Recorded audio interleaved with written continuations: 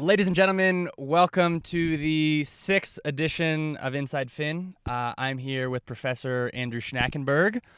Was one of my professors at the University of Denver. Schnack, how you doing, man? I'm good. Yeah. Thanks for having me. Well, welcome Inside Fin, Yeah. man. So for people that don't know you, which is probably a decent portion of the people that are following me, who are you? Who are you? What do you do? Yeah. So I'm a professor at the Daniels College of Business, University of Denver. I'm in the management department, and I've been there for about 5 years. Prior to that, I was in a PhD program, and before that, I was in private equity. So I've transitioned all the way to the dark side of academia. Yeah. Okay. Fair enough. Well, yeah. What has your like career path been? Like, what years were you doing what? When you graduated college, you went to school in Ohio, right? Yeah, I did my PhD in Ohio, so I graduated undergrad. Started working so I was, if you go all the way back, I was born and raised in Japan, Yeah. right? Yeah. I forgot about that. Right. So spoke Japanese, still speak Japanese, and that I basically used that to find my way into a Tokyo-based private equity company coming out of college. Correct me if I'm wrong. You like came to the U.S. and like didn't really speak English At right? all. Well, I mean, I spoke it, but I didn't know how to spell. I didn't know how to read. I mean, I was an academic mess coming over from Japan. So you were in second grade. You like look like you look, but you were just like a little Japanese boy. Right, For all right. intents and purposes. Totally vexed my teachers until they finally figured out that I was from Japan. You know? Yeah. So, yeah, struggled mightily on the way over, but eventually found my footing, and things just kind of started to click. It's amazing how you can learn as a kid. I guess that's a testament to that. Oh yeah. But yeah, eventually made it to college, went through college, and was more interested, I would say, even in college, in professional advancement, making moves, if you will, and trying to become something professionally. And eventually found my way into this private equity company, Tokyo-based company, and spent a good number of years there. And then finally left. I don't know, I guess this would be maybe 2006 or 7 or something like that. And did a year in Australia to complete an MBA program. Cool. Kind of decided to just take myself overseas and do that. And in the course of all this transition, I spotted a faculty member who I felt like had a pretty good life, seemed to have a good schedule, seemed to be doing well for himself, and seemed to have a interesting job, really, overall, just the different dynamics of being a professor, which stretches far beyond just teaching, which most people don't assume. Yeah. So then learning more about that and started sort of taking steps to becoming a professor, and that involved a lot, like the PhD and things like that. For sure. Yeah. And what it is it about? Because I think we've talked about this before at a previous point of like, there are different, depending on which university you're at, there are different kind of factors to teaching. Like some is more research based, some is more teaching, some is, yeah. Well, I forget. There's a third one, but I can't remember exactly what the dynamic. Research. Maybe I said research. Hybrid. Something. Anyways, what is it? What is the breakdown at the University of Denver, and what do you like about that? Well, yeah, no, that's very true. I mean, every university has its sort of sweet spot, I guess you could say, and there's three sort of, just to start off, there's three sort of legs to the stool of academic work. The first one would be research, and the second one is teaching, and the third one is service. Yeah. So teaching includes all the things that you do normally for undergrad, graduate courses, even PhD courses, things like that, having a PhD program. The research component includes all the publications that we're expected to produce, and these are very difficult to get out at a high level. Yeah. The acceptance rates are super low at the best journals and things like that. But that's another challenge for higher education, for faculty. And then service includes pretty much everything else. So anything that you do with the community, anything that you do with your local government or anything like that, in any government agency, anything that you do on a committee or anything like that, just service back to the university outside the scope of those other two. Yeah. So DU has a specific kind of combination of research and teaching. It's definitely classified as a higher order research institution nationally. It has different, I would say, a different level of emphasis on research depending on what college you're in, what department you're in, things like that. But in general, I would say it's got a very strong balance between research and teaching. Yeah. You're expected to produce high quality research, but at the same time, it is a private school. Yeah. And because of that, there are very strong demands on your teaching. You have Yeah. to be very good. You have to work outside of the classroom. You have to do all sorts of things. Yeah. And actually, so on that note, the reason, it's really exclusive to get into the van. I'm not asking a lot of professors inside the van, Yes, but you were by far like the best business professor that I had. And I think what really, in all forms of like education, I think that you only really remember things that you find are important, and that's just all memory. And I think you took concepts that I had been like taught before or been like exposed to before, but you figured out a way of making them. I understood why they were important. What do you focus on when you're teaching? Do you feel like that's something you've always had a natural inclination towards? Do you feel like it's something that you've improved on? Do you actively work on that? What is kind of your mindset when it comes to teaching and things in that space? Well, first off, thank you. Thank you. Yeah. I've just hit the pinnacle of my career, so I appreciate that. I do focus a lot on application. I think, and I think it probably helped that I didn't start out as an academic myself. So throughout my entire life, all the way through undergrad, I would never have self-identified as a strong student. Yeah. And that was reflected in my grades. So part of the challenge for me was just finding that concepts were so obscure and pointless, frankly, to your daily life. And so, sort of being on the other side of that threshold now, I feel like, it is a really, really important thing that we make these ideas resonate with people. I don't know exactly how that happens, other than, in the book there's an idea, and it's I will say, to the credit of many of the faculty out there who've done all this research, these ideas do have strong meaning and application in practice. They just don't. There's a translation issue, with an idea and how it actually sits in practice. And so when I read the concept in the book or academic article or something like that, and then think through it a little bit, I can usually find ways that it applied to my life. Yeah. And then it just kind of goes from there. I try to sort of push that and lean on it, and then ask questions from the class, because if it's been applicable to me, it's probably been applicable to all the students, and same sort of thing. Yeah. Will you how much of a plan will you have like going into I guess how much of it is like planned, scripted to in a sense, and how much is like an improv kind of nature, paying attention to what kids are like, what's resonating and dealing with? As much as possible, I try not to have it scripted. Cool. Mainly because as soon as that happens, I think you start to take steps backwards as a teacher. Yeah. You just, you write everything down, you try to figure out exactly what to say, and then, you get in there and then you just find yourself pontificating for 2 hours, and that's boring. Yeah. Right. And the more sort of extemporaneous it is, the more engaging it is, the more students, every group of students, every class is unique. There are people who come out. I mean, I've learned every time I teach, I learn something from the students. Yeah. Because they bring up, questions around ideas and their boundaries that are just not well thought out, even in the academic literature. Yeah.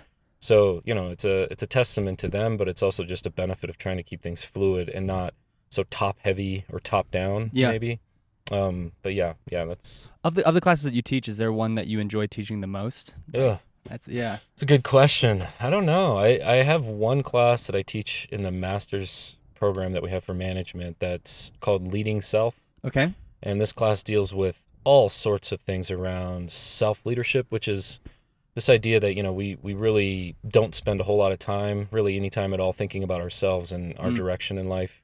And when we do, we usually get caught up with the immediate struggles that we have in front of us, whether it be, meetings that we need to get to, or something at home, or, just the immediate challenges that we have. Yeah. And this class really takes a serious effort at slowing things down and providing many, many, many tools for students to really conceptualize where they want to go, where they want to be, not just in the next year or two, but in the next 15 years, next 20 years, next 30 years, and to really define that as well as they can. I mean, recognizing that it will change. Yeah.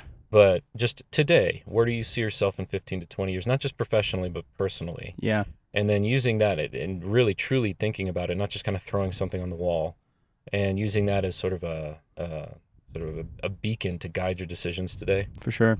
And it's a really fulfilling class. I think the students receive it very well. Again, mostly because none of them have really given themselves the time to think about these things. Yeah. Outside of maybe 5 minutes or something. For sure. Right.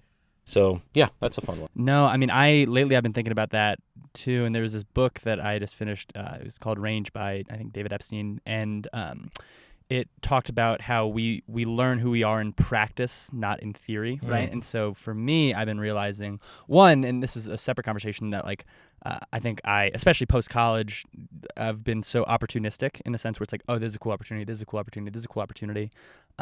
And I had a mentor of mine kind of be like, like that's great. And obviously it's like, continue to have some degree of that.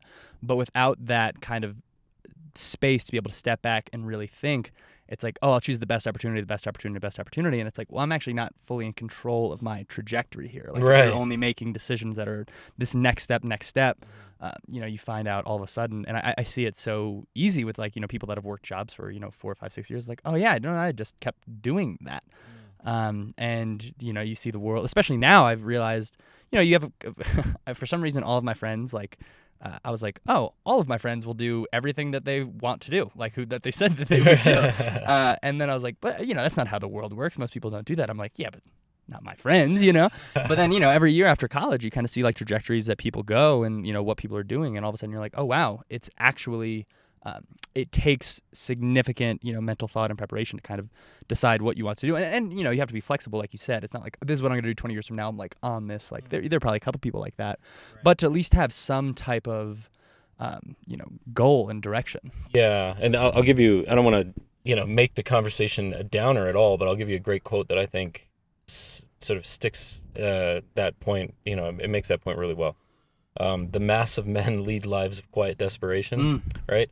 And this notion that, the longer we just go in our daily routines without actually sitting down and thinking hard about how these dots connect in the longer term, the more likely we are to let, the sort of confirmation bias, if you will, or escalation of commitment take over. Yeah. To where we just keep doing the same thing over and over again. And then we keep finding reason. We rationalize our realities and we say, well, you know what? I have these obligations, these costs, these things that I've committed to doing. I have a family. I have this. I have that. I have expenses, and all of that is used basically to justify doing nothing different. Yeah. And again, it takes a lot of time to really break free from that, to let yourself have the space to think outside of that, to really think, okay, well, this isn't where I think I want to head for the next. And I think also there's a framing challenge. So a lot of people see themselves as, for some reason, their career is sort of ending much sooner than it actually does, right? So I don't know if it's just a fallacy of the West or what, but most students think that they're probably going to be retired by 30. Yeah. Which is just not the reality that most people face. And of course, there are exceptions, but by and large, everybody is working probably through their 40s, 50s, and even into their 60s and even beyond. And when you really think about that, most students, their entire lives will be done over again in their professional careers. That's a long time. Oh yeah. So, giving yourself a year or two to position yourself in a way that'll allow you to really reach your long-term goals, it's an investment worth making. And it doesn't have to be education. It doesn't have to be a master's degree. Yeah. But just doing something that brings you closer to what we would call the ideal self. Yeah. Which is based on intentional change theory, which was presented, I should also mention since we're on camera here, because got to give the guy credit, Richard Boyatzis. Okay. Your boy, Richard Boyatzis. It's just Boyatzis. He's a professor at Case. But yeah, it's a very useful theory of how to actually lead the self to desired outcomes rather than just kind of floating through life and being perpetually sort of let down or disgruntled really at work because you never feel fulfilled. You kind of treat it as an instrumental thing. Another big principle here, and I know we probably maybe even talked about this in class, but we just referred to it yesterday. When a student or when a worker asks for a raise, for example, say you have 5 employees and one comes to you one day and just says, "I need a raise." Yeah, that's a big fat red flag. Yeah, right. Because what that really is saying, with no other qualification, is just this idea that please coerce me with more money to make me come here every day. And again, these kinds of things are pretty standard in workplaces. Yeah. And that's not the ideal goal that we have for the students, at least at DU. For sure. We want them to pursue things that are going to bring them more fulfillment, that are going and recognizing too that if they find fulfillment, they will do better in their roles. They'll do more for society, things like that. Well, I do see, and this might be, a large extrapolation of that, but, if people aren't satisfied doing the work, then it's like, yeah, pay me more money in order to do this. And, that whole science to come out, it's like after you make over like $80,000, like your money isn't going to be increasing happiness or that.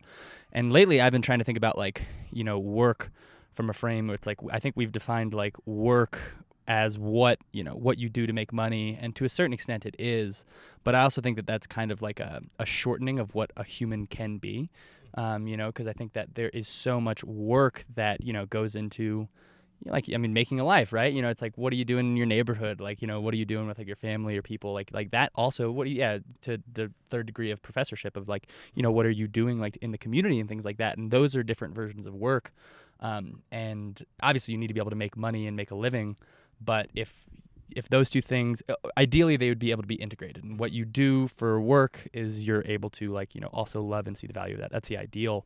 But I think also to kind of begin to be like, oh, well, this is what I do to make money, but also like what else? If I'm not able to do, whatever job that makes me, especially, I'm thinking as a lot of 25-year-olds don't get like, this is my dream job ever.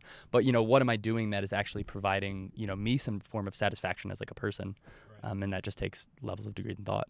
Lots of thought and lots of experimentation too, and that's probably why I admire the way that you've kind of handled this, post-graduation life. I mean, these experiences are going to be the things that I firmly believe will define and enable you to make those kinds of decisions moving forward. I mean, most students don't experiment very much, and they kind of just keep taking whatever's given. Yeah. And they don't actually have a strong sense of what they want versus what they don't want. Yeah. So whatever comes is what gets taken. Well, it's funny. I find myself even, obviously like on paper, my life is very, I could stop doing this tomorrow. And there's actually like nothing keeping me in that. But it is so funny once you start to do something, you're like, oh, that's what I'm doing. That's what I'm going to continue to do. And even right now, it's like, I'm kind of thinking of these next 2 months as like, all right, if Drew Sells Out might end at the end of this project, like what do I want these 2 months to be? But it's hard to, it's even for me who I have like no real external factors forcing me to stay on the same trajectory, it's still hard to take a pause and be like, is this what I'm wanting to spend my time doing? I mean, J. Cole has a line of his one of his songs. It's like, good news is you've come a long way. Like bad news is you went the wrong way. And so it's like, it's the thing where it's like, if you're not, a good strategy in the wrong direction is useless. If anything, it's like destructive because you build so much in a direction that you definitely don't want. And I think that's why it is so much easier for people my age to be able to make a giant career change, because I don't have 20 years of expertise and things built up in a spot. Well, and recognize that you're right on par. I mean, honestly, when do people usually figure this out? They figure it out in their late 20s, early 30s. Yeah. That's when even for myself, yeah. You don't really nail what you really want to do. And as the quote goes, most people don't ever figure it out. The ones who do land on it are the ones who have been actively kind of wrestling with it for years. And just, a lot of trial and error, a lot of working in different contexts and finally recognizing what they want out of a career. It takes but you're absolutely correct. I mean, the path to that is fraught with uncertainty, frustration, and wrong turns. Yeah. And, I think for me, the best way to kind of explain this is, I think it's a benefit for students to really, again, as you're experimenting, think out as far as you can go. Think out as far as you can go, as far as your mind will let you go, to see who you are down that line. Sometimes it's only 5 years. Yeah. You can't really get yourself further. You don't know if you're going to have a family or not or whatever. Yeah.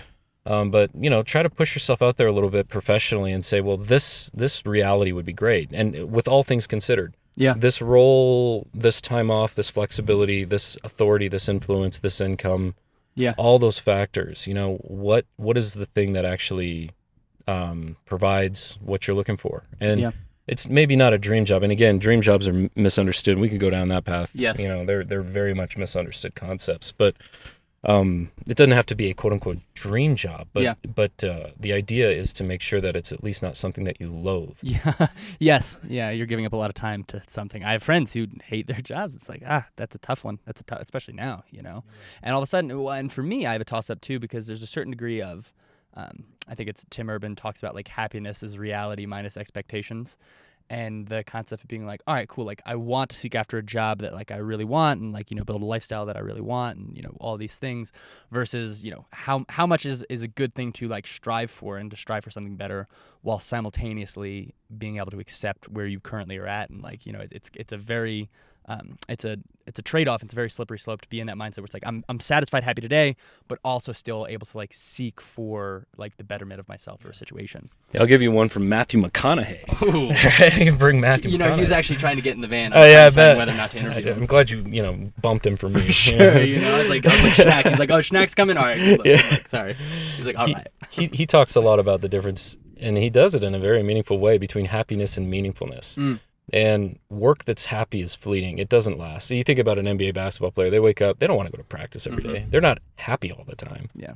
That's not a standard that's achievable, but meaning is something that we can all find in our work, and that carries us through those days of less happiness or more struggle and things of that nature. So I think, you know, there is a distinction there where it's not so much maybe about finding the thing that makes you happy. But nevertheless, you know, meaning is an important idea. For sure. Like a big enough how can overcome any why kind of thing. I think Yeah. is a phrase in that space. To kind of switch up a little bit. Well, actually, what is your usual recommendation, and like what do you tell kids that are like just graduating college? Like where like a 25-year-old, 24-year-old, 23-year-old person, like what do you say to them, especially now in this landscape of like, you know, 2021? Oh yeah. That's still great question again. I mean, I am a big believer of trial and error. Yeah. Because I mean, think about it. You know, I think I worked almost 20 jobs. This is just an N of one anecdotal example. Yeah. Maybe worked close to 20 jobs before finally landing on this career of higher education. And it was the best professional decision I've ever made in my life. I love being a faculty member. So trial and error is how that happened. It wasn't thinking. It wasn't staying put. Yeah. It was changing. You know, it was the shortest time that I worked in a job was 1 week. What job was that? It was Chili's. Figured out it wasn't for me. For sure. I did another one for a month. Yeah. But you know, when you feel like you're not in the right spot, you've got to make a change. And especially when you're young, you have the ability to not be so burdened by things like finances. You can make a lot of changes. Oh yeah.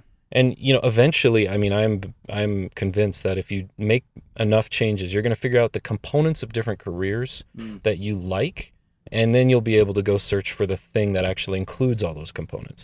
So you might like the autonomy of this job, you like the pay of that job, you like the interactions with other colleagues in that job. Well, what career and what role has all those things for you? Yeah. That can provide it to you, and then you can start to make real intentional decisions. Do you need to go back to school? Yeah. Do you need to go get some experience? Who do you need to talk to? Yeah. You know, those kinds of things are really, really important. And one more thing I will say about graduating people. Right now in particular, I'm also convinced that we're at the front end of a very disruptive, maybe next 5 to 10 years. And disruption, not in the bad sense. I think opportunities are going to be kind of flowing all over the place for us to think about new ways of solving very enduring and intractable problems.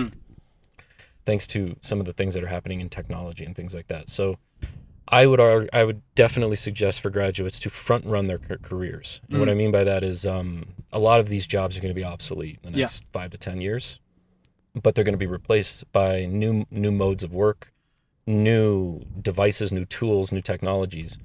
And the more you can familiarize yourself, not necessarily with the programming behind those things or anything, but just the arc of change. For sure.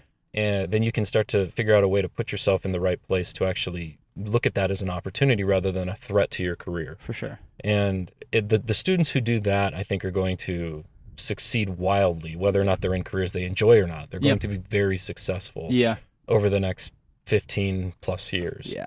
Now, are you thinking a decent degree? What technologies, right? What technology do you see playing the biggest factors in time of code? Was it Kathy Wood's Arc Invest is a great place to start. She nails it really. She says blockchain, what is it? Machine learning, AI, AR, VR, augmented reality, virtual reality, and then there's some other ones around. Some healthcare. Is there gene sequencing or something? There are just so many right now, and some of them are farther off than others. The most immediate one is definitely blockchain. Yeah, that's the one that's currently really already starting to disrupt different fields. And, I mean, when you look at growth numbers that are in the, thousands of percents in single years, you know that something big is happening. Oh yeah. And many of these technologies are just taking off right now. So Yeah. they're going to play a very important role in how we govern. Yeah. There's implications for property rights. There's implications for finance and transactions. Oh yeah. I mean, all this is going to be very, very important. So if you're in a career, for example, where you're going to be an accountant, Yeah. that is a tricky proposition if you're looking at the traditional role of an accountant, because frankly, many of those functions can be done automatically with very little cost using a ledger. Oh yeah. On a blockchain. For sure. So Verifiable, you can see it all breaks down. Right. Yeah. Why do you need an auditor when everything's verifiable and transparent, sitting right there on a ledger? So yeah. I mean, the way I've been explaining NFTs to people in a certain way, it's kind of like you almost have a bank and a lawyer wrapped into one. Where it's like, I can verify that you've paid for this, and I can also verify that you own it. Right. And so it's like contract and currency. It's like, oh my gosh, those are two very large industries that now a piece of software is going to be able to maybe do a large portion of. Right. So you think of things like underwriting or anything with real estate, and the sort of the changes that are coming for verification around property rights in anything, really. I mean, let alone real estate, any kind of asset. Yeah. So it's just, again, if you're in that industry, if you're going to be a realtor, for example, find ways of incorporating this technology to use it as an opportunity to make a company more competitive, at least in the near term. Even if in the long term things might still look somewhat bleak, at least you can take it and run with it and make it something that you can leverage in your career for at least the next 5 to 10 years. Oh yeah. Many industries are kind of staring down the abyss of blockbuster in many ways. But even in the near term, though, there are changes that can be made that can keep you from that fate, know. Well, one thing I'm very appreciative, pros and cons again to being like this age that I am, is I feel like the one consistency is that nothing has really been consistent.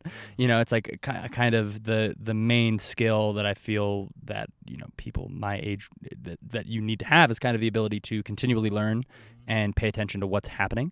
That means a variety of different things, but just what technology is possible. You know what I mean? Like I'm trying to make, like I was talking to a friend about making an NFT for, Drew sells that, just like a photo of the van or something, right? Just to be like, okay, cool. I've like dabbled with that and none. I don't understand. Like I'm not going to be able to like edit the blockchain. I don't know how to do that, but like being like, oh, how would this technology actually be able to do something, tangible? Because then it's like if you're able to pay attention to like what's fully happening, you can also just be like, oh, company, clothing company, like make a Sanook NFT or something like that, and it's like, how can people that hold that, they get certain deals or discounts, and that's the cool thing. It's like we were talking about, if someone held like a Drew Sells Out NFT, it's like, oh, quarterly or monthly or whatever, like you get like sponsored, like you get like a bag of sunflower seeds or some random things, but it's like that is technology that is fundamentally wasn't possible really before. Yep.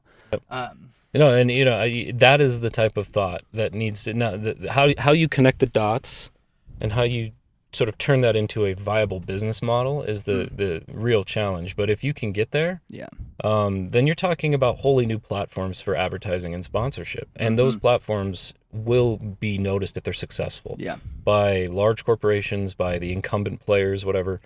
And they will come after you, not necessarily in a bad way. They'll come after you with bags in their hands, wanting to know more. For sure. But just trying to figure out the right combination of factors and right uses of technology. I think NFTs and sponsorship, I mean, even just in that idea you just threw out there, I'm sure there's opportunity. For sure. There's opportunity. If there's one thing that I am sure of in 3 years graduating college, there's like unbelievable opportunity everywhere. I meet people and I'm like, I'm sorry, what's your job? And they're like, oh, I do this. It's like a company of 500 people. I'm like, wait, the company employs 500 people and all you guys do is that? They're like, yeah. It's like multiple million dollars. I'm like, what? That doesn't make any sense. But that's possible. I mean, it's just the way that it is. Yeah. Question for you, and just, hopefully try to, wrap up, respect your time in that space. The future of education, that's a loaded question. Where do you think universities currently are? Where do you think that the landscape is going? What are worries, concerns, hopes?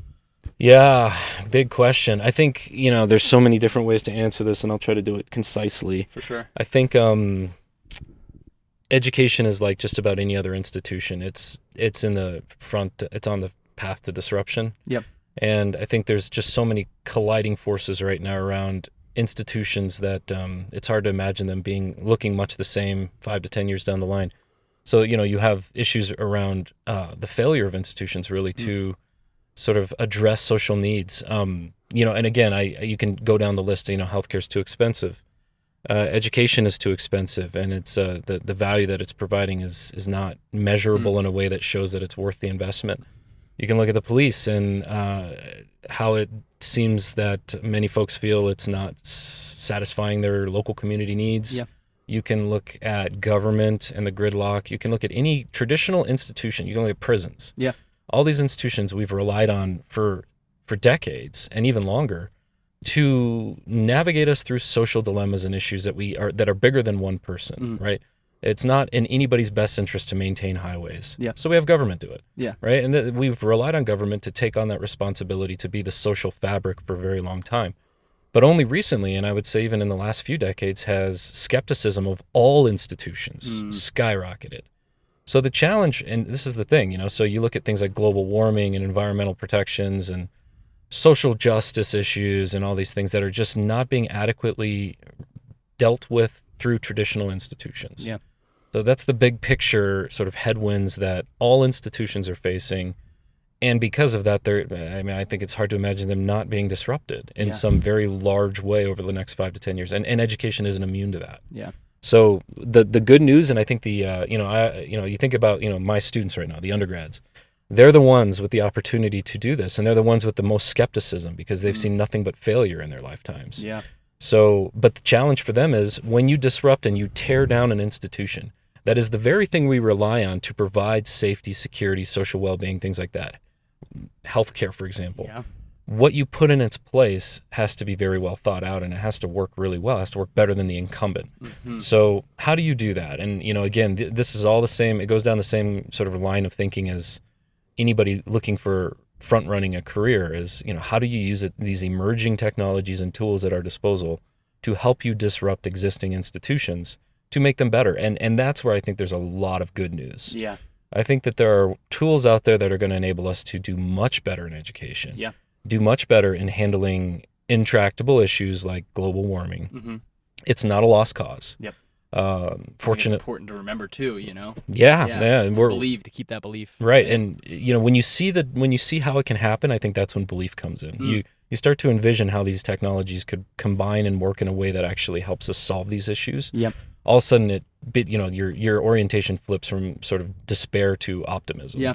And I think, at least in my own thinking around higher education, I see some of that the possibility of it. And once you kind of see it, then okay, it's probably going to be a matter of time before we actually put this into practice. I see lots of changes coming up. I'm excited that DU is the type of university that actually embraces change, I will say. Most universities don't. Yeah. So that's good news, and we're eager to put them into practice. It takes funding, it takes time. Yeah. But there's a lot of effort for that. For sure. And I'm happy that there are people like you within the education, because I sometimes will get pessimistic towards higher education, be like, it's all done. There's so much waste, the administration, blah blah blah blah blah. But I think that for solving all problems, it is important to realize that challenges are difficult, and like every problem that we're going to be facing as a society for the next 20, 30 years is going to be very hard. But if you don't think that you can do it, that will affect your mentality, and then you won't do it. So maintaining that balance between like optimism, not to the point of delusion, but optimism in a way that leads to action, I think is really important. And I don't know, I'm just appreciative that you specifically are a person in higher education who is thinking through it the way that you're thinking through it, and also has like a seat at the table to actually make those things happen. Thank you. Absolutely, man. Absolutely. Appreciate it. Well, you got that thing. So yeah. I do. Thank you so much for coming in the van. No, thank you. Ladies and gentlemen, Andrew Schnackenberg. You can find him at the University of Denver. Thank you so much, man. This was really, really awesome, dude. No problem. Thank you. All right.